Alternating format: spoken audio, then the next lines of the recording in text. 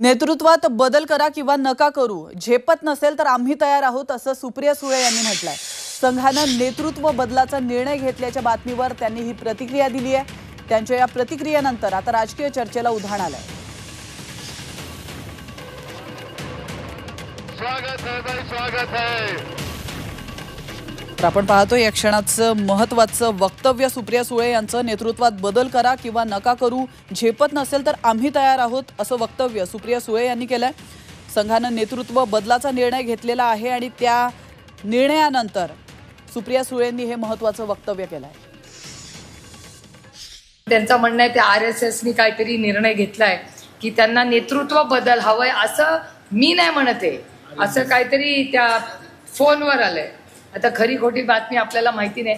आमचं म्हणणं आहे बदल करायचा आहे, नाही करायचं आहे ते काहीतरी करा, पण प्रशासनाला सुरुवात करा। जर तुम्हाला बसायचं नसेल आणि झेपत नसेल तर हम तो तयारी आहे। काय प्रॉब्लेम आहे?